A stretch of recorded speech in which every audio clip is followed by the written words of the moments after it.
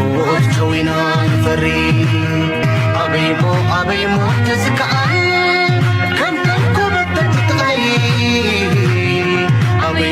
أبيمو تزكال كم يفنت تحزري ما أسمع فلناكي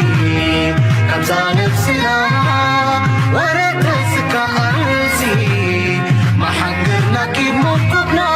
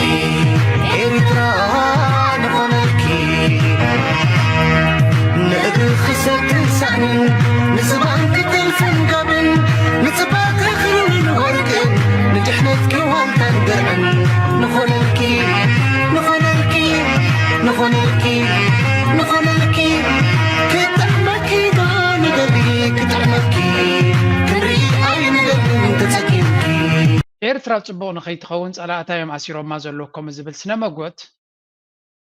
እንድሕሪ ኤርትራ ንኸይትምዕብል ጸላእታ ኣሲሮማ ኣለዉ ንብል ኣለና ብድዕሪ ሕጂ ክገድፉና እዮም ኢሉ መን ጋራንቲ ክበና እንታይ ማለት ያነ ነቲ ዳይናሚክስ ዘሎ ንኣብነት ሓቂ ክንዛረብ ተኾይና ኣብ 2025 ሶማልያ ኣብ ሕማቕ ኩነታት ዘሎ ሃገር እዩ ሱዳን ኣብ ሕማቕ ኩነታት ዘሎ ሃገር እዩ የመን ከምኡ ኢትዮጵያ እውን ባይ ኤንድ ላርጅ ኢትዮጵያ ሲ ኣሚን ሰለስተ ኩናት ሓድሕድ ኣብ ውሽጢ ዓዲ ይካየድ ኣሎ ኤርትራ ዝኩሉ የብላ ኤርትራ ጽቡቕ ነገር ብዙሕ ኣለዎ እንዲኻነ ሴኪሪቲ ኣለዋ ሰላም ኣለዋ ሶ how are we going to leverage ነዚ ዘለና ጸጋ ተጠቒምና ከመይ ጌርና ነቲ መንሰይ ጠቕላላ ካብ ኤርትራ ኣሚን ኣነ ኣብዚ ቻነለይ ክዛረቦ ከለኹ ዝገርመን ኤርትራ 1200 ስፍሓት ዘለዎ ባሕሪ ኣለዋ ንብል ኣለና እዚ ማለት ሃብቲ ኮፍ ኢሉ ዘሎ ማለት እዩ ህዝቢ ኤርትራ ን35 ዓመት ወይ ን7 ዓመት ዘይተጠቀመሉ ኩሉ ግዜ ጸላእቲ ነቲ ጸጋታት ናቱ ከይጥቀም ብድሆ ገይሮም ኣለዉ how can we change this ነዚ ከመይ ጌርና ክንቅይሮ ንኽእል ከመይ ጌርና ጸጋታትና ክንጥቀም ንኽንክእል ክንዘራረብ ኣለና what can be done ነዚ ዘሎ ኩነታት ሲ forget ኢትዮጵያ they will always ህይወትና ክኸብድ ክገብርዎ እዮም ኣጀንዳ ነጊርካ እዩ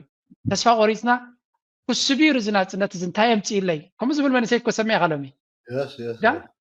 ክንደይ ኣሎ ኤርትራ እንታይ ገብረለይ ባዕሉ ፈልጥ ዝብል እዚ ኸ እንታይ ዝፈጠረ እዩ ኣብ ኢድካ ወርቂ እናሃለወ ሸጥካ ክትጥቀመሉ ዘይትኽእል ስድራኻ ክትሕግዘሉ ዘይትኽእል ህይወትካ ክትቀይረሉ ዘይትኽእል ተኾይንካ ክሳብ ወዲ 30 ዓመት ዝበፅሕ መንእሰይ ባዕሉ ፈልጥ ወርቂ ዝኽብላካ ክድርብዮ እዩ ምስ level of maturity ንዓበየ ምስ ከደዩ ነገራት ንዓኻ ስለ ዘይተዓመካ ነታ ሃገራይ ጥዕማኒ ማለት ኣይኮነን ካብ ወለዶን ወለዶ ክሰግር ከሎ ግን እዚ እናበልና ከለና ኣነ ሓደ ካብቲ ዝደልዮ ዘለኹ ኤርትራ ኖርማል ህይወት ክጅምር ፕላን ክህሉ ክኽእል ኣሎ for example ሕጂ ዓቢ ኩናት ክጅምር ክኽእል እዩ we cannot talk ዓቢ structural change ህዝቢ ኣነ ንኣብነት ፖለቲካ ገዲፈ እዲኻን ፖለቲካ is a game ኣብ ቁጠባ ጥራይ ክዛረብ ዝደሊ ምክንያቱ ፖለቲካ ቀልጢፍካ ክቕየር ኣይክእልኒ ወላ ቀልጢፍካ ክትቅይሮ እንተደለኻ ሓደጋ እዩ ሶ ፖለቲካ ቀስ ኢሉ ክዕረ ዘለዎ እዩ መርሕነት ርዩ ከመይ ገይሩ ናብቲ ዝመፅእ ወለዶ የሰጋግሮ ኣብ ኢድ ኣሎ ንሓዋሩ ዝነብር መርሕነት የለን ብዝግባእ መንገዲ ከሰጋግሮ እዩ ናይ ቁጠባ ግን ግዜ ክንወስድ እንድሕር ክኢልና መጠን ግዜ ዝወሰድና መጠኑ ዝያዳ ንህሰ ኮይኑ ይስምዓኒ ብፍላይ ካብ ኤርትራ ማንም መንእሰይ ክወፅእ የብሉን ክንብል ከለና ግን ንዓይ ዘውፅአኒ ምክንያት ፈልጥ እያ ስለዚ እቲ ኩነታት ሓደ መንሰይ ማዓት መንሰያት ከይመሃሩ ሎ በኤርትራ ሓደ ወገን እኮ እሱውን እኮ ሓጋዚ ይኮነን ሓደ መንሰይ ምሂርካ ኮሌጅ ተምሂርካዮ he wants good things in life ደሃን እዚ ሪል ዩ ዩኒቨርሲቲ ተማሂሩ ሓደ ሰብ መጽሓፍ ናይ ኢኮኖሚክስ ናይ ኣሜሪካን ኢኮኖሚ ዝመሃር ዘሎ this happened to me ኣነ ናይ ኢኮኖሚክስ ክጽንዕ ከለኹ I wanted good things in life ስለዚ ነዚ ነገር እዚ ክደሊ እንድሕር ኮይንኻ ነዚ ዕድላት እዚ ኣብ ዓዱ ከማዕብሎም ክሰርሓሎም እንድሕር ዘይከፊትካ ኣሎ he will ካብ ካልእ ዓዲ ክደልዮም ክጅምር እዩ እቲ ስደት ድማ ክቕፅል እዩ ስለዚ ኤርትራ ናይ ግድን ክትዕወት እንድሕር ደሊና መንእሰይ ካብቲ ዓዲ ከይወፅእ ክግበር ኣሎ ጽምዶ ከመይ ነይሩ ጽምዶ ኔክስት ምዕራፍ ናቱ ከመይ ይመስለካ ክልተ ቅድም ጽምዶ ክንሪና ሽዑ ጉዳይ ናይ ዓድና እዚ ናይ ፖለቲካ ከይተረዳእና ነዊሕ ግዜ ወሲድልና ኣሎ let's start with ጽምዶ ጽምዶ ኣብ ዝለዓለ መድረክ ይተሰጋጊሩ ፈርስት ኦፍ ኦል እዚ ካብቲ ንሓስቦ ወፃኢ ናይ ሓባር ምድሓን ጽምዶ እዩ ናብ ደረጃ ኸይዱ ይተሰጋጊሩ ብሓባር ናይ ምድሓን ጽምዶ እዩ ምስ ዓፋር ተፈጢሩ ዘሎ ሪኢኻ ኣለኻ ኣብ መንጎ ዓፋር ኤርትራን ዓፋር ኢትዮጵያን ማለት እዩ እሱ ሓደ ብዓብዪ ድማ ምስ ኣብ ትግራይ ድማ ቶታል ምስ ትግራይ ብምሉኡ ተፈጢሩ ዘሎ ኩነታት ርኢ እዚ ሕጂ ዝጽምዶ እዚ ኣብዚ 6-7 ዓመት ኣብዚ ናይ ሚድያ ኣክቲቪስት ካብ ኣወል ጀሚርካ ንሕና ገለ ዘለናዮ ዝተሰርሐ ከም ዘለዎ ኮይኑ ቅድሚ 2 ዓመት ተጀመረ ሕጂ መሰረት ሒዙ ህዝብታት ንድሕነቶም ብኩሉ ሸነኽ ኢንዲቴይል ብኩሉ ሸነኽ ብሓባር ደው ኢሎም ኣንጻር ዝዓማፂ ስርዓት ናይ 4 ኪሎ ዝምክትሉ መድረክ ተሰጋጊሩ ማለት እዩ ኣብዚ ፖለቲካዊ ዲፕሎማሲ እኳ ድሓን እቲ ማለት ካታጎሪ ገለ ኣለዎ ናቱ ግን ፀጥታዊ እንተበልና ግን ብሓባር ዝስርሓሉ ዘሎ ኣብ ሓደ ምዕራፍ ዝበፅሕ እዩ ስለዚ እዚ ኸ ደሰንብዶ ዘሎ ሓደ ነቲ መንግስቲ ማለት እዩ ሕጂ ደፍኒትሊ ምስ ዓፋር መገዲ ዓፋር ዝግበር ኩናት ዕንቅፋት ኣጋጢሞ እዩ ዋላ አንተ እዩ ዘይልዓልናዮ ሕጂ ኸነልዕሎ ምስ ብወገን ዓፋር ናብ ኤርትራ ዝግበር ኩናት ኣሎ እንድሕር ኮይኑ ዋላ እንተ ተሓሲቡ ኸማን ህዝቢ ዓፋር ደጊፉ መሬቱ ናይ መቃለሲ ባይታ ኮይኑ ወይ መበገሲ መንጠር ባይታ ኮይኑ ኣትሊስት ነቶም ኣብኡ ድዋግኡ ሓይልታት ከማን ብኹባያ ብስኮዴላ ገይሩ ማይ ክህቦም ተደይኪኢሉ ኣብ መሬት ዓፋር ኩናት ከምድላይካ ክገላብጥ ኣይክእልን ቢኮዝ ህዝቢ ዓፋር ዕጡቕ እዩ ህዝቢ ዓፋር ብተፈጥሮ ዕጡቕ እዩ ህዝቢ ካልቸራሊ ነግረካ ኣለኹ ፖለቲካ ብገለመለ ደይኮነ ባህሊ እዩ ንዑ ዕጥቃ ዓጢቅካ ንደቅኻ ምርካብ ከባቢኻ ምሕላው ባህልኻ ምሕላው ገለ ዝበሃል ነገር ማለት ስለዚ ብኡ ዘሎ ነገር ፀቢብ እዩ ኣብ ትግራይ ዘሎ ግንባርካ ከምቲ ዓንቶይ ነገር ክኸይና ኣለውሃ ወልድያ ገፁ ተሰጋጊር እዩ ሎሚ ህዝቢ ትግራይ ክመፆ ዝኽእል ተፃብኦ ካብ 4 ኪሎ ክምክተሉ ዝኽእል ዓቕሚ ኣጥርዩ ጥራይ ደይኮነ ቀላፅሙ ትሪሩ ኣሎ ሕጂ እቲ ጽምዶ ኣብ ከም ደረጃ ይበፂሑ ነዚ ዝያዳ ንኽዕይል ድማ ኣብ ባይታ ምትእምማን ኣብ መንጎ ህዝብታት ኣብ መንጎ እቶም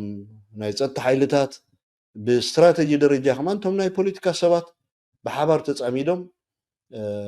ናይ ሓባር ፀላእዮም ድምክትሉ ባይታ ከጣጥሑ ብሓይሊ ክሰርሑ ኣለዎም ብሓይሊ ለይትን መዓልትን ክሰርሑ ክኽእሉ ኣለዎም ሕጂ ዋላ እቲ ናይ ኩናት ዕንደራ መጀመርያ ቁጠባ እዩ ኩናት ከግብረካ ድኽእል ካልኣይ ህዝቢ እዩ ነቲ ኩናት ድገብሮ መንግስቲ ይኮነን ኩናት ድገብር ህዝቢ እዩ ህዝቢ ዘይደግፎ ኩናት ከዓ ክዕወት ኣይክእልን እዩ ብዓመፅ ብወታደራዊ ውሳኔ ብኣዋጅ ናይ ሓደ መንግስቲ ብፀቕጢ ድግበር ኩናት የለን ስለዚ ኣብ ኢትዮጵያ ህዝባዊ ድጋፍ ዘለዎ ኩናት ኣይኮነን ክግበር እንተኮይኑ ኸማን ህዝባዊ ድጋፍ የብሉን ናይ ህዝቢ ትግራይ ደገፍ የብሉን ብምሉእ ተኣማንነት እየ ዝነግረካ ኣለኹ እዞም ሓደ ክልተ ኤሊት ኣብ ትግራይ ገለ ረብሓ ደሎም ካብቲ ጽምዶ ወፂኦም ዝዛረቡ ግደፎም ማጆሪቲ ህዝቢ ትግራይ ግን ንሰላም ኢዱ ዘርጊሑ ጥራይ ደይኮነ ተቐቢልዎ እዩ ንሰላም ዝኸይዝረጋ መንጎ ህዝብታት ኤርትራን ትግራይን ድማ ተዓጢቑ ሰርሓሉ ኣሎ ስለዚ ትግራይ መንጠር ባይታ ናይ ፌደራል መንግስቲ ናይ ምዃን ዕድሉ ብጣዕሚ ፀቢብ እዩ ብጣዕሚ ፀቢብ ጥራይ ደይኮነ ዳርጋ ክኸውን ኣይኽእልን እዩ ዕላማ ናይ ኣብይ ንሱ እዩ ናይ ትግራይ ከምቲ ዓንቶ ይነበርኩ ክቕይሮ ይደሊ ኣብ ደሎ ሓይልታት ከጥፍኦም ይደሊ ሶም ንኸይጠፍኡ ከዓ ንሕና ኣብዚ ደጊመ ዝዛረቡ ትማል ተዛሪበ ኣለኹ ሎሚ عبون حوحاتن حيلتات TDF-ن دو كنبل كنكل لنا حزب تግራይ نخبرون نصعنتون نزغبرو قال سقا خندغفولن سلمتاي نحبر ربح ስለዘለና ህዝቢ ትግራይ ይኹን ሓይልታት ጸጥታ ናይ ትግራይ ድማ ንስለ ሉዓላውነትናን ንስለ ህላውነትናን እንገብሮ ቃልሲ እንድሕር ኣሎ ኮይኑ ህላውናቶም ስለ ዘረጋግጽ ውሕስነታ ናቶም ስለ ዝኾነውን ደገፎም ክገልጹ ከሎ እዚ ናይ ምንባር ዘይ ምንባር ሕቶ ንምምላስ ዝግበር ቃልሲ at the same time ናይ አምሓራ ሓይልታቱን ኣብ ከም ደረጃ ኣለዉ ናይ ዓፋር ሓይልታቱን ኣብ ከም ደረጃ ኣለዉ ስለዚ ጽምዶ ከም ደረጃ እዩ ትዝለዓለ ጥር ዝበጽሕ ዘሎ عمي عم خالي نبل نيرنا جرج حقي حوحات كمزي قال خمزي نبل نيرنا لكن بوليتيكا كل جدي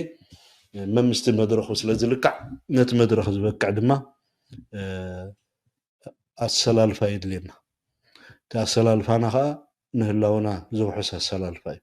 لومي نجرجو تراي او حيسو نودت اباز قد فايكونا نود ابا تراي دحينو نجرجو تراي زطفا ايكونا نطفئ تخينا خلتينا اينا نطفئ كنهلو تخينا خاخلتينا اينا نهلو هلاونا خوحس زغل صمدو يو هلاونا تراي موحس زيكونا صلاتنا ادب كحزو اغباب كغبرو سرعات كحزو دغبر صمدو يو نزغا اخل تمكرو لو تهزبي نمسلون نخبرون تقاليسو دغبرو مالته لذي تعنتو وي كوينات ناي مغبار قال خمان نبلون نبرناس حزبا غنبار اقديم ودي وي اقديم وديس انصفولي لعلتي كوينات كفتر زخل حيلي كوينات كمري حيلو زمص كاب اسر بيتن كاب مركون دمص كي الاغن كعوتا يخلني سيمبل ازات بنهنا تمكرو بيت خباب ترينا مالته صمدو ابز بلص درجه خيدلو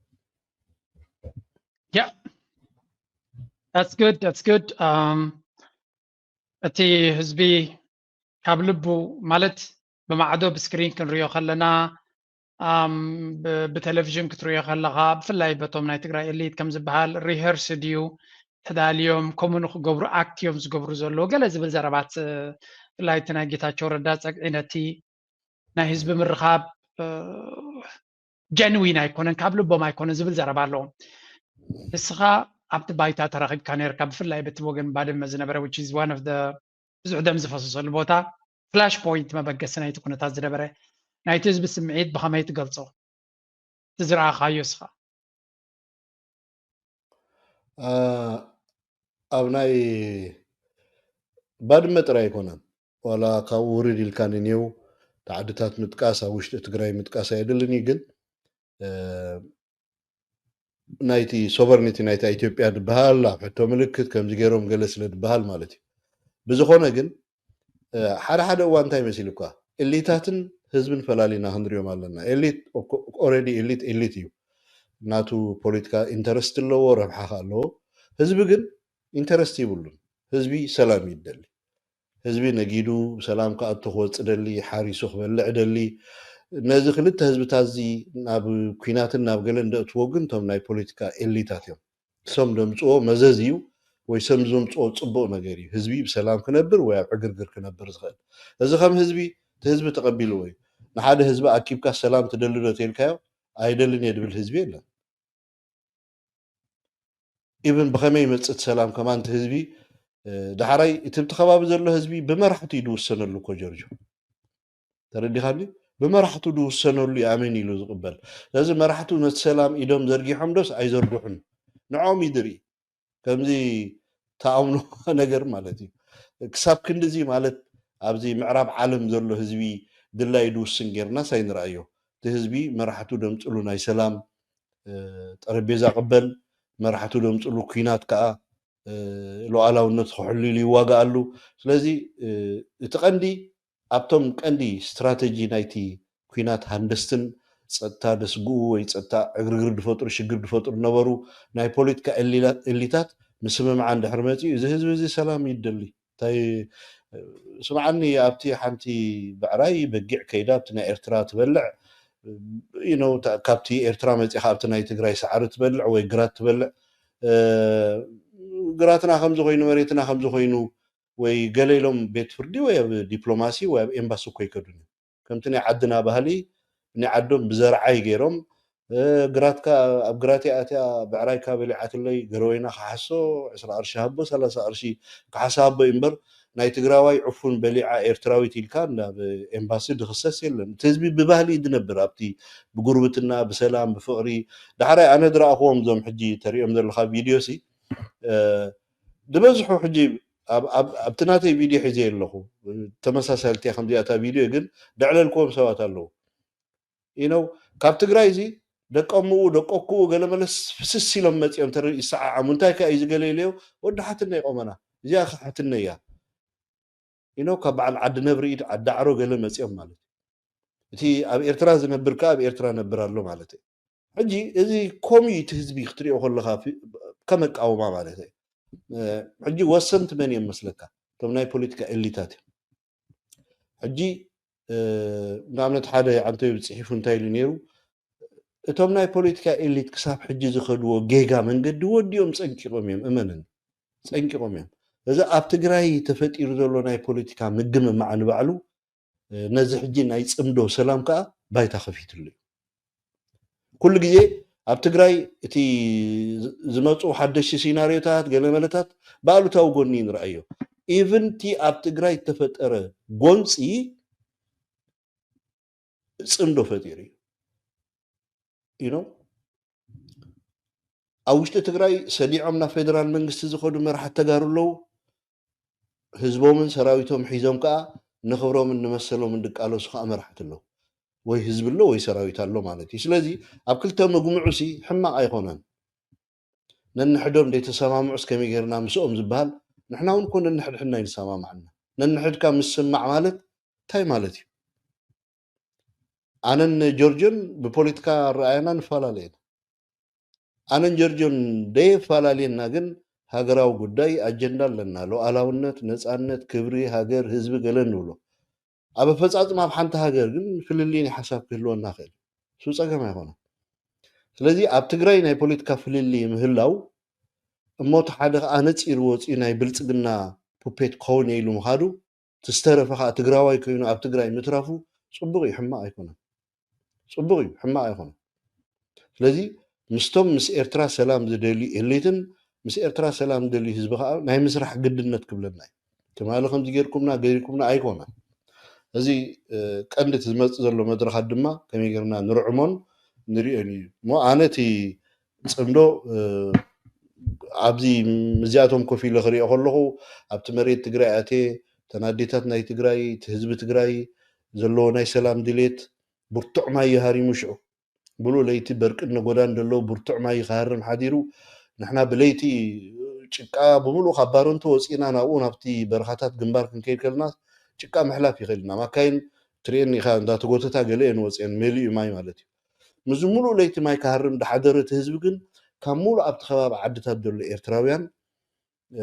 ኣርኪቦም ኢነው እዚ በዓል ዝስ በዓልና ኢሎም ሰላም እዚ ንህና ሰላም ኢሎም ካህናት መሻይኽ ናይ ትግራይ ድማ ካብ ሽረ ከይተረፈ ካብ ሸራሮ ከይተረፈ ካብ በዓል ዓዲ ነብሪ ኢድ ዓዲ ዳዕሮ ዓዲ ሃገራይ መዓት መዓት ካብ እንዳባጉና ከይተረፈ ብኣውቶቡሳት ገይሮም ኣብዚ ቦታ መፅኦም ርኢናዮም እቲ ዝነበረ ሃዋህው ብጣዕሚ ፅቡቅ እዩ ስለዚ ህዝቢ ኢዶሚኔት ዝገብሮ ቀሊል እዚ ህዝቢ ክትዋጋእ ኢኻ ኢሉ ዝተሓቲቱ ዶ ፈልጥ እዩ ቅድሚ ሕጂ ክንዋጋእ ኢና ብከምዚ ኢሉ እኮ ተሓቲቱ ይፈልጥን እዩ እቶም ኤሊት እዮም ወሲኖምሉ ኣብ ፓርላማ ከይዶም ኣዋጅ ኣውፅኦም ተዋጋእ ኢሎሞ ተዋጊኡ እቲ ዘቕርብዎ ነበሩ ተኣሽሙ ነቲ ህዝቢ ብዘእምን ኣቕርብዎ ነይሮም ክኾኑ ክእል እዮም ብዝኾነ ግን እዚ ህዝቢ እዚ ድሕሪ ሕጂ ዳግም ናብ ኩናት ክኣቱ ከም ዘይደሊ ዘረጋገፀሉ ግዜ እዩ ስለዚ ክዕወት ይኻ እቲ ህዝቢ ያ ኤክሰለንት ወዲ ጣባ ኣቲክ ንሕና እውን ሰላም ኢና ንደሊ ናብ ሰላም ክኸደልና ኢና ንደሊ ውዒልና ኣለና ለስ ጎ ባክ ቱ ኤርትራ ሕጂ ናብቲ ናይ ልምዓት ኩነታት ኢና ከምለስ እንታይ ሕቶ ቀሪበልካ ዘሎ ኢኮኖሚ ኣብ ኤርትራ ምስ ዘሎ ኩነታት ብርግፅ ንዛረበ ዝወዓልና ሓንቲ ንዓይ ነዚ ሕቶታት ዝንክሓተካ ዝገበረኒ ድማ ኣብ ኤርትራ ናይ ኩናት ሃዋህው ከም ዘየለ ቢዝነስ ኣዝ ዩዥዋል ይቕፅል ከም ዘሎ ከምቲ ኣብ ደገ ንሰምዖ ዘለና أنا ناتي تمنيت إزي ناي أبي بروباغندا نوشتي إرترا كاب سرح تتوكي بلا بدك زولو سب تزاريباي تزاريبو تطوز بلا يكون جهلا we are used to it drama you it just happens زعب هاجرنا نزارب سلازلنا but there is always continuous drama بزعب هال كلي أوش تعد زولجن تكونتات كسع كندو يسألوني الكاسو كل من تاي المومنتم ناي كتباو عبيت هذا كابتي أبي تزبل كاي قد ميت كسب حجون أب بناي أبن كادرتاتو نسمعه نحيكا زحمة من نجرتله أتكتباو نعكت أمين إرتراس كتنا أصقب هاجر يكونت I feel bad زرباز ولا جزياو شجر انت هنا يسمعني نعي يو ما زي نمتاي دي تسمعك سنا امراو كينات كويزي تايم دبلو زلو نمنسي اذا منغستنا إرتراسي ن إرترا رميسوايو أطميوايو أدكيوايو زهبتام هاجر كاب أفريقيا قداميت النبرت بختما درجة كاب أوروبا ناي روما أمسايا النبرت دبلو هذا اللو زكو سنا أمراو كيناتيو جورجو يحرقو كامش نعثا أنا دمي يدف لحنكم مخزارو بخلو because إرتران تايني رافلت أسمران تايني رافلت عدوم تمالي جنبي ود جنبي أدوجينا فقدت أرجع دربيا أغلبات مويتم شوعات شمنت جنبي أعرف كان نيرو أنا تمالي زنبر كل أجساد قلف حجي مالتي حجي ما دي موزيجيرو من قصة إرترا سراويت إرترا يكونن ما يجي جيرو نإرترا جهون تتحاز لمعاتها يتجبر دك عدد ولدتهم نسواتي كم إبراهيم بجحت كفلهم دجبروا قصتهم يعني إذا ما كانديكو أزين دوف زدي نإرتراويان بإيكونومي الدخيمنا ودقت هاجر جرنا تمن إسي أبز حدش تكنولوجيا زمانن بهاجرو تسفاهم دقرط بهاجرو تراي تسفاهم دقرط ديكونه تنصعنت مزز حيزلو خم دموزه دخنت حيزلو خم دموزه سلازي مس إثيوبيا محواس يحشني نخبل زقبر زلو دفيتي زقول ما عسكراتنا يسدتني تخفتن مني إذا حجي أديس أبابا زقبر زلو كمتي أبسي خابتا عباي دغورحا نغرك أبي بطعمي تعيان مخار رخيبو دغورحا كملس زينا وحبر عينهم يلوني إرتراويان بجملة يسقوغن of course حدا خلته سليت قليلهم دا أسروهم قالوا غنسب سرقوهم قالوا يأسروا فتحيهم أباي بتحنا له one day expect it محمد أي قبران انتاي مثلك هذه قبرة كملس تمهرا نقرسا مغنياتو نهزبي إرترا خسدو عمبر نهزبي إرترا خوغروحو يكون ندلل له بناتي قمقامي كابتانا يبلس جيجاس تمهرا مثلا تردي كالو سلازي رأيهم أبغزي ويانوكو أديس أبابا نور نغادو ممهران حكايم ناي منغست راحتنيا إرتراويان شقات أو قلملوكو شمم قيروم كو زخدو نيروم منبريهم قيروم نبر نيروم نبرتهم توريسو هابتهم تزميتو مالتي لوم ግን አርቲስትናትና رأيهم عبد الرحمن سرحو قلد سرحو اوفيشالي زخونه فيديو سرحو قالخ فنو تريم نمنتاي مسلك از منغست تقبر دلو كاب إيرتراس إثيوبيا تحيش نمبال تيكر حجنت منسي وطبعا امين انا جي اب اكس لدصحف ازت بلو زلا عملتي اتو اب يوتيوب ايمصونن يام إيرترايان سلسمعنا اب اكس كنصحف كلو بزح يمصحف لي انا اب ميديا نوح سلسناكو I don't take it personal, but Eritrea انتهى يبلو كاب إثيوبيا سحما عندي زلك أسأل الله ندحر الكلام بس إثيوبيا كفياتون إيرترا دسدد يلن إيرترا وترايو إيرترا صليونا بإثيوبيا زلت زلو so انتهى مالتي أنا I know what happened تاي قاتيمو إيرترا انتهى بدهو قاتيمو أبزو channel زي everybody knows كلتي conspiracy زغطن زلو ستيل زغطن زلو مالتي how can we change this نزي بخماي كنقيرو نخل ما نسينا إيرترا كاب إيرترا كوص كم زي دلي بزربات راي كون نزي we have to be practical let's create opportunities نزوم ما نسيا زياتهم كدم حجي زلو أبوتاتهم أفجنبارات قدم أب حقوتاتهم نزوم نعيش حجي زلو مالتي بإيرترا أب حقوتاتهم 3 عام تقالي شامل زهق أبوتاتهم نزوم نعيش دما I don't know almost 3 عام تقالي شامل الله سمو كابتن سنة 4 زوجو 3 عام تجيرم الله نزي حجي زلو ولدو what can be done كاب إيرتراسي ክወፃይ ክልኒ ዝብል ማይንድሰት ክንእትወሉ እዚ ብጸላእትና ይድውሰን depends on ጸላእትና እዮም ባዕሎም ክውስኑ ማለት ሲ ዓቕምና እኮ እዩ ተረዲእካ ኣሎ ሕጂ ሓደ ግዜ ጆርጆ ኣነስ መንግስቲ ኤርትራ ነዚ ሚኒማይዝ ንምግባር ገለ ነገር ክጥቀም ኣለዎ ገለስ ክገብር ኣለዎ ከምዚ ሕጂ ስኻ ትዛረቦ ኣትሊስት ተስፋ ደሎ ዓዲ ኮይኑ ትመንእሰይሲ ኖ ገለ ክብል ኢኖ ተረዲእካ ኣሎ ዋላ ትሰብር ዳን ግን ስእልካ እንድሕር ኳልኩሌት ጌርካዮ ከፊልካ ዓቕሚ ኤርትራን ዓቕሚ ኢትዮጵያን ዓቕሚ ኢትዮጵያ ጥራይ ኣይኮነን ዓቕምቶም ብድሕሪ ኢትዮጵያ ደለው ጸላእትና እውን ደማ ኣሜሪካ ተሪኢኻዮ ኣነ እመነኒ ዝነበረኒ መርገፂ ከምቲ ናትካ ዋላ ካብኡ ድገደደ ነይሩ ክኸውን ይኽእል ይቀደም ግን እዛ ሃገር እዚኣ እስከመይ ጌራ ድሒና ኢለ እየ ድሓስብ ተጋጌኔስ ኣይተጋግኹን ድሓንቀሲ ኢለ ክሪአ ግን ሰብ ድላይ ይበል እዛ ሃገር እዚኣ እስከመይ ጌራ እያ ድሒና እሳቶም እዮም ድውስኑ ኢልካ ምክንያቱ ከመይ ገይሮም እዮም ኣድሒኖማ እዚ ንዓይ ዓብ ሕቶ እዩ ዘይተመለሰ ሚስጢር ኢኻ ማናዓይ ሚስጢር እዩ ነው ንኢትዮጵያ ይኹን ነዞም ጸላእትና ኣብዚ 27 ዓመት ዝነበረ ናይ ሎጂስቲክ ደገፍ ዲፕሎማሲያዊ ደገፍ ፖለቲካዊ ደገፍ ኢኖ ዓይኒ ቀትሪ ምድሪ ንኤርትራ ዓለም ዘይገብሮ እንዳበደልዋ ከለዉ ንኤርትራ ከም በዳሊት ገይሮም ከማና ማሕበረሰብ ዓለም መጋባይ ኣቅርበሉ እዚ መንግስቲ እዚ ከመይ እዩ ገይሩ ሕጂ what about ኢኮኖሚ ገንዘብ ካበይ ይመጽእ ትባጀት ክንደይ ከይ ትባጀት ንምክልኻል ሃገር መንግስቲ ካበይ ምጽይዎ ከመይ ገይሮም ሰጊሮሞ ትሽግር ትመከራ ገለ ትብል ኢኻ as the end of the day ንስኻ ከም መራሒ ኮይንካ as a president እዩ ሓደ በዓል ስልጣን ኣብ ኤርትራ ኮንካ ኮፍተ ትብል እዞም ኩለን ዚአን ክትፍተሽ ትግድድ ኢኻ ከመይ ገይራ እዛ ሃገር እዚኣ ድሒና ትብል ማለት መትሃት ኣይኮነን እዚ ወይ ከምዚ መለኮታዊ ሓይሊ ይኮነን ፕራክቲካሊ ውጋእ ኢና ካዲና ኣብ ቁጠባና ውግእ ተኻይዱ ኣብ ዓቕሚ ሰብና ውግእ ተኻይዱ ኩናት ብዓብይኻ ኣብ ግንባራት ተኻይዱ ሰብ በሊዑ ሓቀይ ንብረት በሊዑ ገንዘብ በሊዑ ኩሉ ነገር ይበልዕ ንሕና እኮ ጆርጆ ክንዛረብ ከለና መንግስቲ ኤርትራ ንዓመት ንምክልኻል በጀት ክንደይ የውፅእ ኣልዒልና ንፈልጥ I don't know ኣይንፈልጥና ኣልዒልና ኣነ ልዕለ ይፈልጥኒ ሃው ካበይ መጽኸት ገንዘብ ምንጭ እንታይ እዩ ሕጂ በኤርትራ ትሪኦ ነገር ብዙሕ ነገር ኣሎ ከመይ ጌራ እዛ ሃገር እዚኣ ድሒና ትብል ሕጂ ናበይ ኢሉ ወስደካ እንኳዕ እኳ ትርስትና ድሓነ ትብል ግን ከምቲ ዝበልካዮ እስኻስ ብገዛእ ሃብትኻ ብገዛእ ገንዘብካ ኤክስፖርት ጌርካ ንዝኾነ ካምፓኒታት ተዋዓዒልካ ወርቂ ዲኻ ሸጥካ ማዕድን ዲኻ ሸጥካ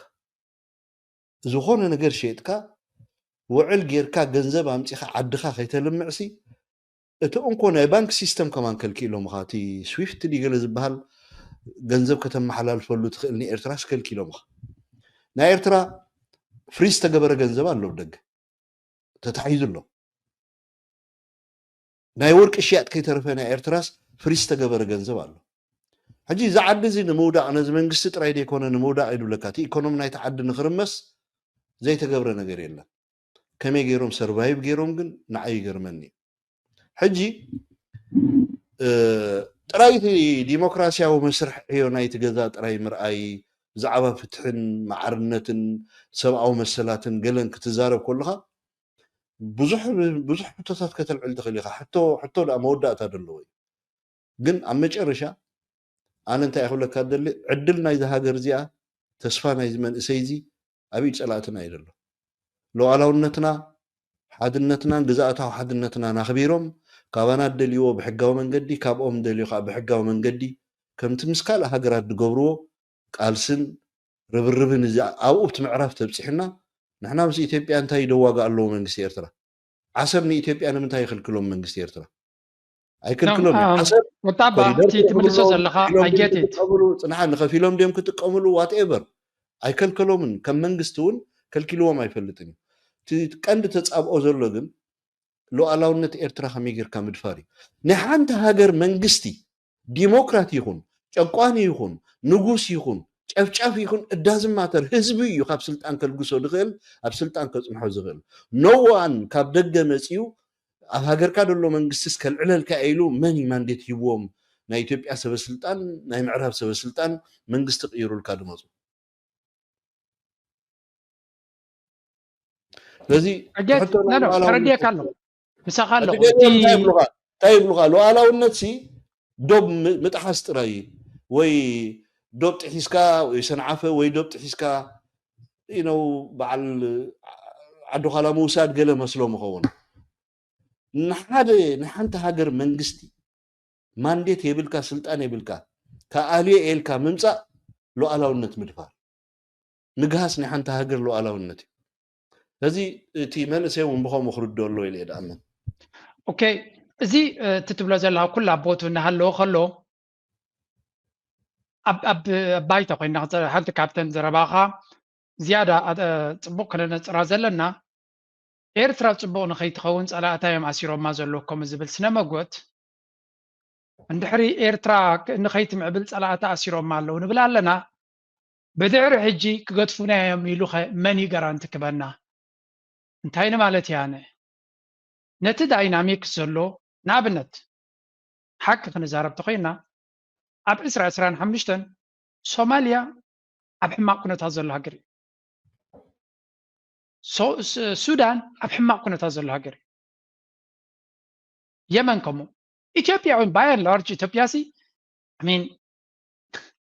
ሰለስተ ኩናት ሓድሕድ ኣብ ውሽጢ ዓዲ ይካየድ ኣሎ ኤርትራ ዝኩሉ የብላ ኤርትራ ፅቡቅ ነገር ብዙሕ ኣለዎ እንዲኻነ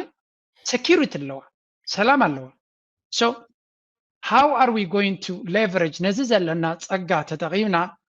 ከመይ ጌርና ነቲ መንእሰይ ጠቕላላ ካብ ኤርትራ አሚን ኣነ ኣብዚ ቻነለይ ክዛረቦ ከለኹ ዝገርመኒ ኤርትራ 1200 ስፍሓት ዘለዎ ባሕሪ ኣለዋ ንብል ኣለና እዚ ማለት ሃብቲ ኮፍ ኢሉ ዘሎ ማለት እዩ ህዝቢ ኤርትራ ን35 ዓመት ወይ ን7 ዓመት ዘይተጠቀመሉ ኩሉ ግዜ ፀላእቲ ነቲ ፀጋታት ናቱ ከይጥቀም ብድሆ ገይሮም ኣለዉ how can we change this ነዚ ከመይ ጌርና ክንቅይሮ ንኽእል ከመይ ጌርና ፀጋታትና ክንጥቀም ንኽንክእል ክንዘራረብ ኣለና what can be done ነዚ ዘሎ ኩነታት ሲ forget ኢትዮጵያ they will always ህይወትና ክኸብድ ክገብርዎ እዮም ኣጀንዳ ነጊርካ እዩ ተስፋ ቆሪፅና ክስቢር እዚ ናፅነት እዚ እንታይ የምፅኢለይ ከምኡ ዝብል መንእሰይ እኮ ሰሚዐ ከለሚ ክንደይ ኣሎ ኤርትራ እንታይ ገብረለይ በዓል ፈልጥ ዝብል እዚ ኸ እንታይ ዝፈጠረ እዩ ኣብ ኢድካ ወርቂ እናሃለወ ሸጥካ ክትጥቀመሉ ዘይትኽእል ስድራኻ ክትሕግዘሉ ዘይትኽእል ህይወትካ ክትቀይረሉ ዘይትኽእል ተኮይንካ ክሳብ ወዲ 30 ዓመት ዝበፅሕ መንእሰይ በዓል ፈልጥ ወርቂ ዝኽብለካ ክድርብየ እዩ ምስ level of maturity እናዓበየ ምስ ከደዩ ነገራት ንዓኻ ስለ ዘይጠዓመካ ነታ ሃገራይ ጥዕማኒ ማለት ኣይኮነን ካብ ወለዶን ወለዶ ክሰግር ከሎ ግን እዚ እናበልና ከለና ኣነ ሓደ ካብቲ ዝደልዮ ዘለኹ ኤርትራ ኖርማል ህይወት ክጅምር ፕላን ክህሉ ክኽእል ኣሎ ፎር ኤግዛምፕል ሕጂ ዓቢ ኩናት ክጅምር ክእል እዩ ዊ cannot talk ዓቢ structural change ህዝቢ ኣነ ንኣብነት ፖለቲካ ገዲፈ ድኻን ፖለቲካ is a game ኣብ ቁጠባ ጥራይ ክዛረብ ዝደሊ ምክንያቱ ፖለቲካ ቀልጢፍካ ክቅየር ኣይክእልኒ ወላ ቀልጢፍካ ክትቅይሮ እንተደለካ ሓደጋ እዩ ሶ ፖለቲካ ቀስ ኢሉ ክዕረ ዘለዎ እዩ መርሕነት ርዩ ከመይ ገይሩ ናብቲ ዝመፅእ ወለዶ የሰጋግሮ ኣብ ኢድ ኣሎ ንሓዋሩ ዝነብር መርሕነት የለን ብዝግባእ መንገዲ ከሰጋግሮ እዩ ናይ ቁጠባ ግን ግዜ ክንወስድ እንድሕር ክኢልና መጠን ግዜ ዝወሰድና መጠኑ ዝያዳ ንህሰ ኮይኑ ይስምዓኒ ብፍላይ ካብ ኤርትራ ማንም መንእሰይ ክወፅእ የብሉን ክንብል ከለና ግን ንዓይ ዘውፅአኒ ምክንያት ፈልጥ እያ ስለዚ እቲ ኩነታት ሓደ መንእሰይ መዓት መንእሰያት ካይመሃሩሎ ኣብ ኤርትራ ሓደ ወገን እኮ እሱ እውን እኮ ሓጋዚ ይኮነን ሓደ መንእሰይ ምሂርካ ኮሌጅ ተምሂርካዮ he wants good things in life ድኻኒ እዚ ሪል እዩ ዩኒቨርሲቲ ተማሂሩ ሓደ ሰብ መፅሓፍ ናይ ኢኮኖሚክስ ናይ ኣሜሪካን ኢኮኖሚ ዝመሃር ዘሎ this happened to me ኣነ ናይ ኢኮኖሚክስ ክፅንዕ ከለኹ I wanted good things in life ስለዚ ነዚ ነገር እዚ ክደሊ እንድሕር ኮይንካ ነዚ ዕድላት እዚ ኣብ ዓዱ ከማዕብሎም ክሰርሓሎም እንድሕር ዘይከፊትካ ኣሎ ይውል ካብ ካልእ ዓዲ ክደልዮም ክጅምር እዩ እቲ ስደት ድማ ክቕፅል እዩ ስለዚ ኤርትራ ናይ ግድን ክትዕወት እንድሕር ደሊና መንእሰይ ካብቲ ዓዲ ከይወፅእ ክግበር ኣለዎ ዶብ ብምሕፃር ግን ኣይኮነን እሱ ነቲ መንእሰይ ኣብ ዓዱ ክፃወተሉ ዝኽእል ባይታ لو انت زي جمره ما يبدي حرقلت عمد كجمري لك حدا صبو زخونه بلان كتنغرو كتكلا لك دنت منسي كتصمم يخليو نجنبار كيدك واقع الله زل هاجر تلاتو كتصمم الله خاص قام يبلو نحد السبب ليمبو يبلو دحر اوبن يعني نكند دحر كندزي كمز كوني انت زي كان تايز قبر منسي كل انت ليك وانا قالي تسفا قرتي امين هاو كان ابي توبيا تسدد لومي كمزي كقاتلوا عللو نيرتراويان لما نقوم شيت مفرارنا قبرو ستيل ኢትዮጵያ ዝኸዱ ለው ይሰምዕ ንሱዳን ክኸዱ ዝደልዩ ሰባት ከም ዘሎ ይሰምዕ ስለዚ እንታይ ይነግረካ we need to work on our own things strength ናትና ፈሊጥና ኣለና ሓይሊ ናይቲ ሃገር ፈሊጥካ ኣለኻ ሓያል ሰራዊት ኣለዋ ሓያል ኣቃውማ ኣለዋ ውሽጣዊ ሰላም ኣለዋ ነዚ ተጠቒምና ገለ ነገር ናይ ቁጠባ ክንጅምር ኣለና ዝብል ርእይቶ ኣለኒ what do you think I mean መንግስቲ ዝውስኖ ዲኤንድ ግን we need to ንከምዚ መንግስቲ ካ ሓደ ግዜ pressure ክትገብረሉ ኣለካ we have to create this I want our pressure and ንሕና ካብ ደገ ዘለና ድማ how can we contribute قال نجر تاخن قبر نغل حجي تناتك opinion ساما معلي جن متى كنتات خاتي سخات زارود الله حجي أبينا كنتات الله تعاقمي نايت منجستي تقط أبعا نايت هاجر قلك نفلت لنا مجمرة دوم كجبر لهم نبلهم نورمال كجبر لهم كوزي ما نمسب نفلت أيو صراحة كفت الله من سيب عدو تسفح جبر الله ንምንታይ ስደት መንእሰይ መንግስቲ ዝኾነ ነገር ደይከፍት ገሌልካ ትዛረብ ኢኻ እዚ ምሕታቱ ናይ ሌካኒ መንግስቲ ክገብሮ ድግቦ እዩ እኮ ኖርማል ዘዛርብ ነገር ኣይኮነን ግን ዋይ ሕጂት መንግስቲ ኩሉ ዓቕምታት ናይ ኤርትራ ኣብ ሓንቲ ሰንተር እትይዎ ኣነ ዝረኣኽዎ ንሱ እዩ ማትዓዊለ ድዛረበሉ ደይሕፍርኒ ከምኡ ስለ ድገበረ ኸ ኤርትራ ድሒና ግን ፅቡቅ ኣላ ኤርትራ የላን ኢኮኖሚና መነባብሮና ገለ ጽቡቅ ኣሎ ክንትድለ ተወንጪፍና ኖ ግን ሳላ ከምኡ ዝገበረት መንግስቲ ሰራዊትን ተሃገርን ሃገር ኣድሒንዋ እዩ እዚ እትናትና ብልጫ እዩ ሕጂ ዞም ትብሎም ደለካ ፕሮፖዛል ክገብር ኣለዎ የስ ኣነ ፕሮፖዛል ኣቅርብ ተትብለኒ መጀመርያ እንታይ እዩ ድብል መሲሉ እኳ እቶም ማሕበራት ናይ መንግስቲ ናብ ንቡር ይመለሱ እዩ ድብል which means ካቢኔ ሚኒስትራት እቲ ትካላዊ ሰራርሓ ንብሎ ናብ ንቡር ይመለስ ሕጂ ኣብዘይ ንቡር ኩነታት ኣለና ኣብ ሓደ ሰንተር ኣትዩ ኩሉ ቁጠባና ምሕደራና ገለመለ ኣብ ሓደ ኣትዩ ደሎ እዚ ናብ ንቡር ክምለስ እንድሕር ኮይኑ ተሃገር ናብ ንቡር ክትመፅእ ኣለዋ ፀጥታ ናይቲ ሃገር ኩሉ ብደገ ብኸባቢ ብገለ ውሽጢ ብዙሕ ፀገም የብሉ ስለዚ ተዓንተ ወይ ኩነታት ኤርትራ ናብ ንቡር ክትምለስ ፀላእትና እዮም ድውስንዎ ድበልኩ እንታይ ይመስለካ at the end of the day ሉዓላዊት ሃገር እያ እዛ ሃገር እዚኣ ንዛ ሃገር እዚኣ ክግበር ናይ ፖለቲካ መደባት ናይ ፖለቲካን ካልኦትን መደባት ተረዲኻን ኣለኻ ንዛ ሃገር እዚኣ ዝግበር ኣብ ስምምዕን ኣብ ጊቭ ኤንድ ቴክ ኣብ ከምዚ ኣሚኖም ዝመፁ ሓይልታት እንድሕር ኣለዉ ኮይኖም ወለንድጉን እዚ እንድሕር ደይኣምኑ ኮይኖም ጎረባብትና ይኹኑ ከባቢያ ሓይልታት ዓለም ዘይተኣመንቲ ኮይና ግን ሃገር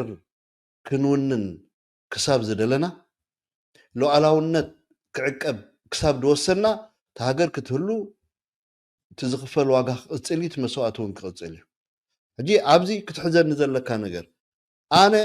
ብሰንኪ እዚ መንግስቲ ዝተኸተሎ ጉጉይ ፖሊሲ ኣዛ ሃገር ኣብዚ ወይቲ መንእሰይ ተሰዲዱ ኢሉ ይኣምኒ ኣነ ብሰንኪ ፀላእትና ኣብቲ ሃገር ዝገበርዎ ሸርሕታት እቲ መንግስቲ ከዓ ከም መንግስቲ ኣክት ገይሩ በቃ ተሃገብራ ዝኽእል እቲ መንግስቲ ንሱ እዩ 30 ዓመት ወሲዱ ዝተፃብኦ እዚ ቻው ዝዓዲ እዚ ክከላኸል ኣይክእልን እንታይ ክገብራ ይብለካኒ ሓደ መንግስቲ ከም መንግስቲ ኣክት ድገብር ሉዓላውነት ክዕቀብ ግዛእታዊ ሓድነት ክሕሎ መስዋእቲ ክኽፈል እንተደልዩ ክኽፈል ከም ዘለዎ እቲ መንግስቲ ይመርሓካ በቃ መንግስቲ ድገብሮ ንሱ እዩ ካልኦት ኣብ ትሕቲ እዚ ተፅዕኖ እዚ እንከሎ ክግበሩ ዝግብኦም ንኣሽቱ ነገራት ኣለዉ ኣብኦም ማለት ኣብትን ኢልና ክንዛረብ ንኽእል ኢና ቀለልቲ ነገራት ኣለዉ ክዕረዩ ድኽእሉ ደይግበሩ ሓደ እዋን ተሓትት ኢኻ እኮ ኣነስ ሓደ ሓቲተየ ኖ ናይ ስልጣን ምስግጋር በቲ ናይ ግዜ መቃም ብዕድመ ገለስ ዝዕልልኮ ሰብ ኣሎ ናይ ስልጣን ምስግጋር ኣይርእየኒ ኣነ ገለ ይልዕል ኢለ የለን ንሪኦስ ነገር የለን ኢቨን ኣብቲ ናይ ሚኒስትሪ ኣብቲ ናይ ካቢኔ ገለዶ ኣብ ገለ እዚ ምሻለካ ስልጣን ናብ ሓድሽ ወለዶ መስጋር ንብሎ ኩሉ ግዜ ንዕለሉ ኣይርኢነ ይብሎ ንሕና እኮ እንደቡ ኣፍሪቃን ንካልእን ስኮላርሽፕ ሰደድናዮም እኮ ናይ ፅባሕ ሚኒስትራት ክኾኑ እዮም ግን ገንዘብና ሒዞም ጠፊኦም እንታይ ትብል ኣለካ ኢሉ ፅባሕ ንግሆ ሚኒስትራት ክኾኑ ምክትል ሚኒስትራት ኮሚሽነራት ክኾኑ ስልጣን ከነረክቦም ሃገር ከነረክቦም ንስኮላርሽፕ ሰደድናዮም ብዙሓት ኣካላት ደቅና ደዕበናዮም በዓልና ኣብ ሳሕል ደዕበናዮም ዋላ ኣብዚ ከተማታት ደዕበናዮም ገገዲፎምና ሃዲሞም ከይዶም እቲ ኮዝ ብዙሕ ይትሽግር ማለት እዩ ሕጂ እቲ መንግስቲ እንታይ ይድገብር እመነኒ ጆርጆ እቲ መንግስቲ ከም ሓደ መንግስቲ ኣክት ድገብር መንግስቲ እሞ እዛ ዓዲ እዚኣ ገዲፍኩማ ተሃድሙ ኣለኹም ናበይ ነረክባስ ኣይብለካን እዩ ተረዲካ እዛ ዓዲስ ገዲፍኩማ ከይድኩም ሃዲምኩም ሞ ንዓይ እንታይ ትገብሩ ንዓይ ዲ ኣደርዕ ኣይብለካን እቲ መንግስቲ ኣዚ ጋቨርንመንት በቃ ኣክት ይገብር ስጋዕታ ናይ መጨረሻ እዚ ንሕና ከመይ ንሰርሕ ኣለና እዩ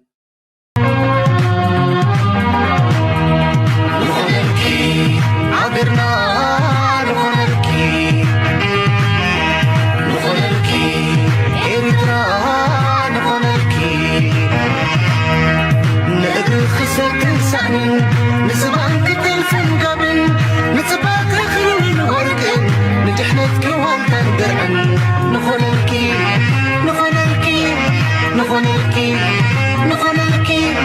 كتعمكي داني قلبي كتعمكي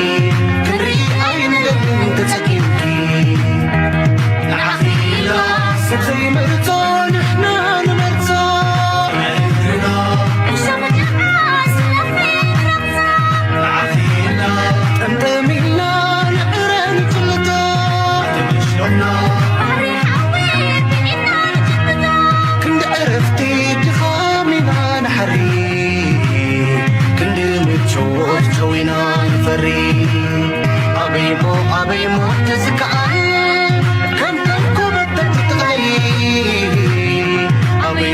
أبيمو تزكعان كم يفرد تحزري ما أصنف لناكي كم زانب سنا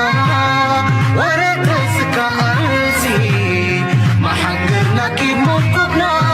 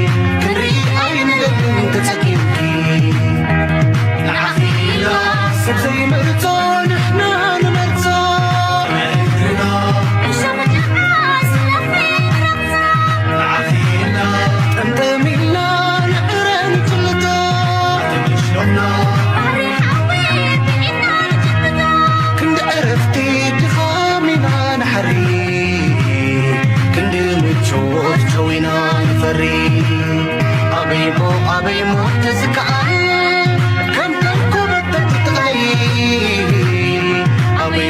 أبيمو تزكعان كم يفرد تحزري ما أصنف لناكي كم زانب سنا ورد تزكعان سي ما حنقرنا كي موقفنا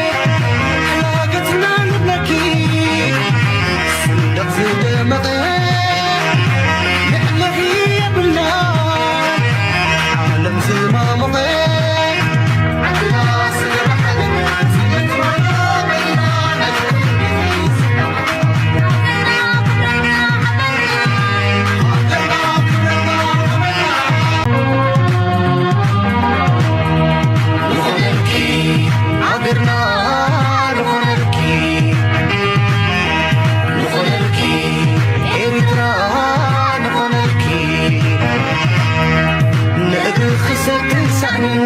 نسبان كتلفن قبل نسبات رخلون ورقن نجحنتك وانتن درعن نخونلكي نخونلكي نخونلكي نخونلكي كتعمكي داني قبي كتعمكي كري عين قبل تتكيمكي العقيلة سبزي مرتون احنا نمرتون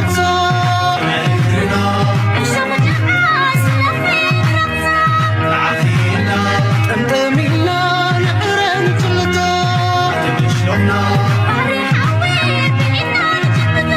كند عرفتي دخامنا نحري